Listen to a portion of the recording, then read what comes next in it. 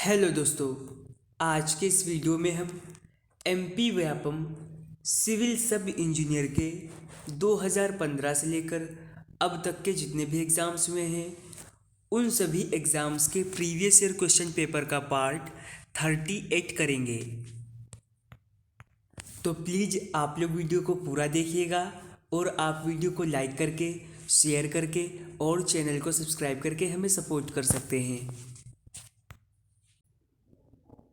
और आप एमपी व्यापम सब इंजीनियर के 2015 से लेकर अब तक के जितने भी एग्ज़ाम हुए हैं उनके सब्जेक्ट वाइज हिंदी और इंग्लिश में हैंड नोट्स लेने के लिए इस व्हाट्सएप नंबर पर संपर्क कर सकते हैं। आई होप इनसे आपको काफ़ी हेल्प मिलेगी।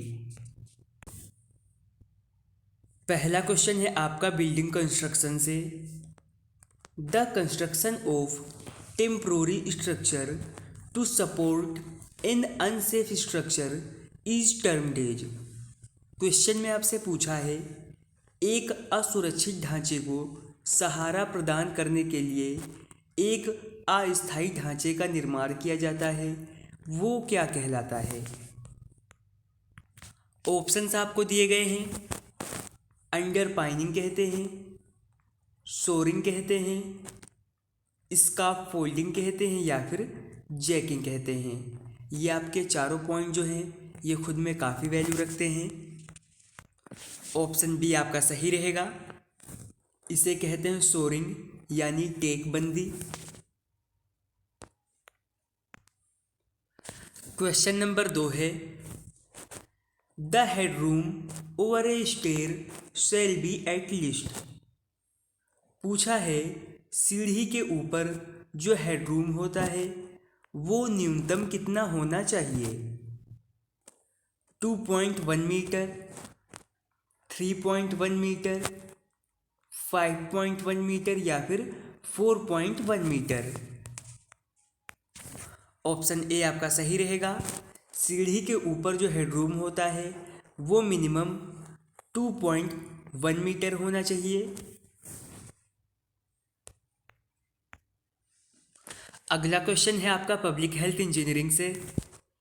If the pH value of sewage is 7 it is, यानी अगर सीवेज का पीएच मान 7 है तब ये निम्नलिखित में से क्या होगा। एसिडिक यानी अम्लीय होगा, न्यूट्रल यानी उदासीन होगा, एल्कलाइन यानी क्षारीय होगा या फिर इनमें से कोई नहीं। यहाँ पर इसके साथ साथ हम कुछ पॉइंट और करेंगे। अगर सीवेज का पीएच मान 7 हो तो ये उदासीन यानी न्यूट्रल होता है। कम होने पर ये अम्लीय यानी एसिडिक होता है और 7 से ज़्यादा होने पर ये क्षारीय एल्कलाइन होता है। और अगर हम बात करें पीएच का मापन यानी मेजरमेंट हम पीएच मीटर के द्वारा करते हैं। अगला क्वेश्चन आपका इरिगेशन इंजीनियरिंग से है। Which type of irrigation structures is installed when bed level of river is could higher than the bed level of the canal, यानी जब नदी का बेड लेवल नहर के बेड लेवल से बहुत ऊंचा होता है तब किस प्रकार की सिंचाई संरचना का निर्माण किया जाता है। ऑप्शंस आपको दिए हैं। एक्वाडक्ट का निर्माण किया जाता है, सुपर पैसेज का, साइफन का या फिर लेवल क्रॉसिंग का। ऑप्शन बी आपका सही रहेगा। निर्माण किया जाता है सुपर पैसेज का। अगला क्वेश्चन है आपका द प्रोजेक्शंस ऑफ हेड और सिल ऑफ ए डोर और विंडोज फ्रेम आर, यानी दरवाजे या खिड़की की चौखट के शीर्ष या देहली के जो प्रोजेक्शन हैं वो क्या होते हैं। चौक्स, स्टॉप्स होते हैं, ट्रांसोम्स होते हैं या फिर हॉर्न्स होते हैं। ऑप्शन डी आपका सही रहेगा, हॉर्न्स। ये आपके एक दरवाजे का फ्रेम है। और ये रहे आपके होल्ड फास्ट, और ये है इसका हेड यानी शीर्ष, और ये जो हैं ये हैं हॉर्न। इनकी लंबाई है 15 सेंटीमीटर।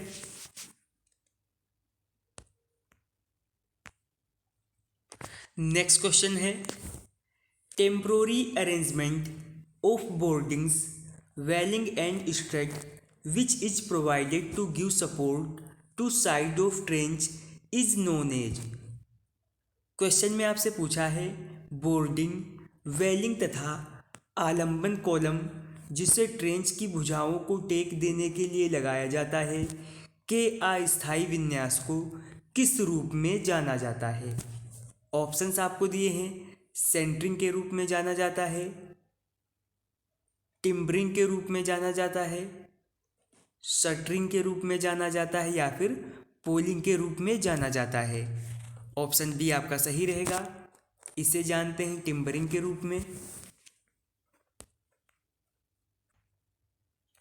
नेक्स्ट क्वेश्चन है from the following how are the bacteria in sewage. निम्नलिखित में से सीवेज में बैक्टीरिया कैसे होते हैं।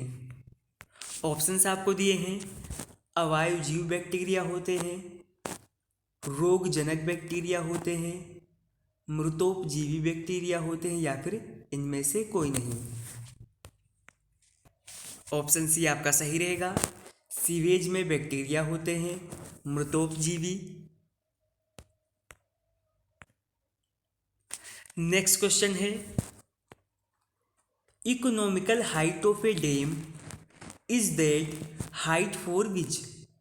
एक बांध की मितव्ययी ऊंचाई वह ऊंचाई है जिसके लिए क्या हो। ऑप्शंस आपको दिए हैं, cost per unit of storage is minimum, यानी भंडारण की प्रति इकाई लागत कम से कम हो। ऑप्शन बी है नेट बेनिफिट्स आर मैक्सिमम, शुद्ध लाभ अधिकतम हो। ऑप्शन सी है benefit cost ratio is maximum, लाभ लागत जो है उसका अनुपात अधिकतम हो। ऑप्शन डी है आपका ओवरऑल कॉस्ट इज मिनिमम, यानी उसमें जितनी भी लागत आएगी वो न्यूनतम हो। ऑप्शन ए आपका सही रहेगा, एक बांध की मितव्ययी ऊंचाई वह ऊंचाई है जिसके लिए स्टोरेज की प्रति यूनिट लागत कम से कम हो।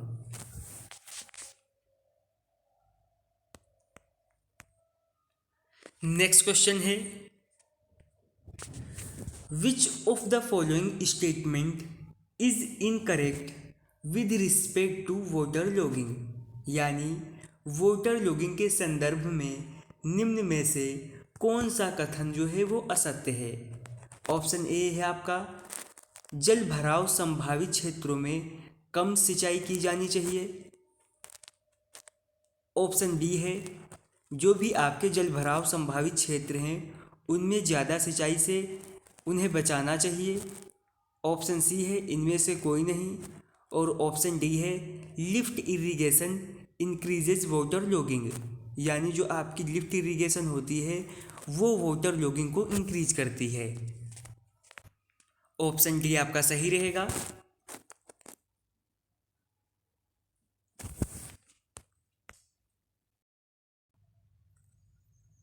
अगला क्वेश्चन है आपका डिजाइन ऑफ स्टील स्ट्रक्चर से। In a tension splice the number of rivets carrying calculated shear stress through a packing greater than 6 mm thick is to be increased by 2.5% for each thickness of packing। यानी पूछा है एक tension section में 6 mm से अधिक मोटी एक packing के माध्यम से परिकलित अपरूपण प्रतिबल को ले जाने के लिए प्रत्येक पैकिंग की मोटाई के लिए कीलक की संख्या में 2.5% की वृद्धि की जानी चाहिए।